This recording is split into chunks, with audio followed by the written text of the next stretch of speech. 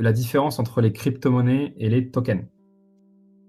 Alors, la blockchain, c'est une technologie qui permet énormément d'applications.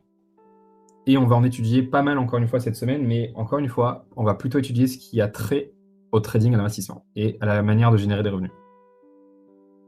Donc la blockchain permet par exemple, là on l'a vu, les smart contracts, mais aussi les crypto-monnaies. Alors, s'il vous plaît, ne confondez pas crypto-monnaie et blockchain. Vous avez le droit d'être crypto-sceptique. Vous avez le droit de ne pas vouloir trader les crypto-monnaies. Vous avez le droit de penser que c'est une bulle. Vous avez le droit de croire tout ce que vous voulez sur la crypto. Ça vous regarde. Par contre, vous ne pouvez pas être blockchain sceptique. La blockchain, c'est la technologie. La crypto-monnaie, c'est l'application de la technologie. Donc, faites vraiment bien la distinction entre les deux. OK? Donc, la crypto-monnaie. Alors, il y a plusieurs types de blockchain. Ne pensez pas que c'est une blockchain. Il y a des blockchains. Et chaque blockchain a ses propres spécificités et spécialités. En fait, c'est tout simple. À chaque fois qu'il y a quelqu'un qui crée quelque chose, il y a une autre personne qui dit « Ah, peut-être que ça serait mieux de le faire comme ça ». Et au lieu d'améliorer ce qui existe, ils créent leur propre version. Et c'est comme ça que maintenant, on a des tonnes de blockchains et on a également des concurrents à la blockchain. Il y a une grosse communauté de mineurs à Sofia. Il faut savoir que l'électricité en Bulgarie est le moins cher d'Europe. Et du coup, là, il y a déjà des investisseurs qui commencent à se dire « Mais attendez, si la Chine interdit le minage, c'est une énorme opportunité pour la Bulgarie parce que vu le coût de l'électricité en Bulgarie, ça pourrait être extrêmement intéressant pour beaucoup de boîtes de mineurs chinoises et compagnie de venir miner ici en Bulgarie. Alors, ils ont une grosse concurrence avec les Russes qui sont prêts à mettre les moyens nucléaires pour générer suffisamment d'énergie pour miner. Ça va être vraiment très drôle et très passionnant à suivre tout ça. Mais ouais, il y a beaucoup de mineurs en Bulgarie. Et moi-même, j'ai un Ant mineur, peut-être que je ne l'ai jamais montré, je vous le montrerai dans une prochaine vidéo, qui trône sur mon bureau. Bon, qui ne marche pas, enfin, en tout cas, qui ne fonctionne pas, mais voilà. Alors, voilà la définition. Je ne sais pas si tout le monde sera d'accord avec cette définition, mais pour l'instant, c'est celle qui, a priori, à chaque fois revient le plus. Il y a d'un côté les crypto-monnaies, donc on appelle les coins, et de l'autre côté, il y a les tokens. Alors, quelle est la différence? Eh bien, une crypto-monnaie ou un coin, c'est tout simplement une crypto-monnaie qui a sa propre blockchain. Donc, le Bitcoin est une crypto-monnaie. L'Ether est une crypto-monnaie. Le Dash est une crypto-monnaie. Et il y a les tokens qui sont basés sur une autre blockchain. Aujourd'hui, la blockchain qui développe le plus de tokens, c'est l'Ether, avec la norme ERC20. Donc, on va dire qu'une crypto-monnaie, ça a sa propre blockchain, et un token, c'est basé sur une autre crypto-monnaie. C'est basé, pardon, sur une autre blockchain. Alors, une crypto-monnaie, c'est bien plus qu'une monnaie. En fait, c'est un bout de code. Et comme c'est un bout de code, en fait, il est programmé pour faire, il peut faire, ce pourquoi il a été programmé.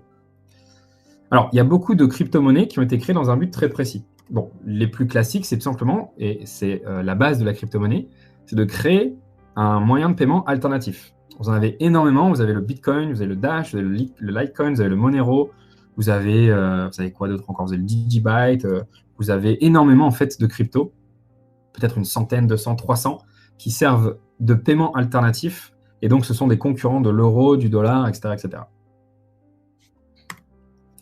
Après, on pourrait dire, alors c'est des catégories que j'ai plus ou moins inventées, hein. J'ai essayé de les catégoriser, il y a peut-être d'autres catégories. Après, il y a les cryptos qui sont plutôt des systèmes, on va dire, c'est des systèmes de crypto. Donc il y a l'Ethereum qui est une plateforme en fait de développement, il y a le Ripple, il y a le BitShares, il y a le Neo et plein d'autres du coup, crypto-monnaies qui sont plutôt des systèmes et qui permettent de développer d'autres choses. Ensuite, il y a les monnaies communautaires. Il y a le Steemit, il y a le Redcoin. Alors, le Steemit est plus communautaire que le Redcoin, mais le Redcoin est lié aux réseaux sociaux, donc je l'ai catégorisé dans communautaire. Vous avez ensuite celles qui sont de niche, c'est-à-dire qu'en gros, qui peuvent être utilisées que pour une seule et unique chose. Par exemple, vous avez le Sexcoin, hein. C'est un coin qui sert uniquement à acheter, par exemple, des films porno, des trucs comme ça. Vous avez le Whoppercoin, qui est une crypto qui n'est utilisée, qui a été créée par Burger King et qui uniquement est utilisée pour acheter des burgers dans Burger King. Vous avez le Kexcoin ou le Klexcoin, je ne me rappelle plus, qui est une crypto qui sert par exemple à la tokenisation. Alors, on parlera de la tokenisation mercredi, de l'immobilier. Vous avez le Dental Coin qui, comme son nom l'indique, c'est plutôt pour les dentistes, vendre du matériel de dentiste, avoir des assurances pour les dents. Vous avez l'ACE, qui est une crypto-monnaie qui alors je ne peux pas dire tokenisé parce que vous ne savez pas encore ce que c'est que tokeniser, mais qui permet de trader des êtres humains.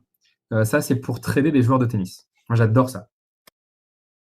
Après, vous avez les crypto-monnaies régionales. Alors, j'ai plein de noms que je n'ai pas réussi à retrouver. Vous avez l'Icrona qui est un projet. Vous avez, par exemple, d'autres monnaies qui sont utilisées que dans certaines régions. Par exemple, je ne sais pas, dans la région de Bordeaux, dans la région de peu importe. C'est des monnaies régionales, en gros, qui servent au protectionnisme. Mais après, il y avait le Brexit Coin. Il y a des coins qui ont été créés n'importe comment. Il y a le Brexit Coin, il y a eu le Trump Coin, le Pen Coin. Il y a eu voilà. On peut créer des trucs n'importe quoi. Le Dogecoin, par exemple, qui est une monnaie qui a été créée comme ça, là, sur Reddit, avec comme image le Doge, vous savez, le mème du chien. Ah oui, il y a aussi, bien sûr, le SolarCoin. Il y a aussi les cryptos qui sont liés à la supply chain. Ça, qu'est-ce que c'est intéressant. Putain, tapez supply chain, crypto-monnaie, vous tomberez des nues. Il existe aujourd'hui plus de 1000 crypto-monnaies, voire beaucoup plus. Il y a également des sites que je vous donnerai demain qui vous montrent également le cimetière des crypto-monnaies. Qu'est-ce qu'on peut conclure en gros de tout ça? Donc tout simplement, la blockchain, c'est un système super sécurisé qui permet de remplacer le tiers de confiance.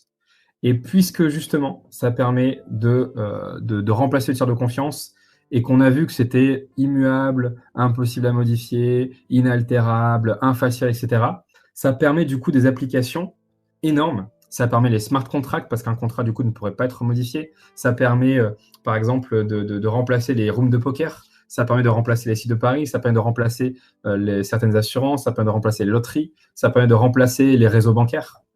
Et vous allez voir tout ce que ça permet de faire du coup cette semaine. Je vous dis du coup à demain. Utilisez Google pour tout ce que je vous ai dit.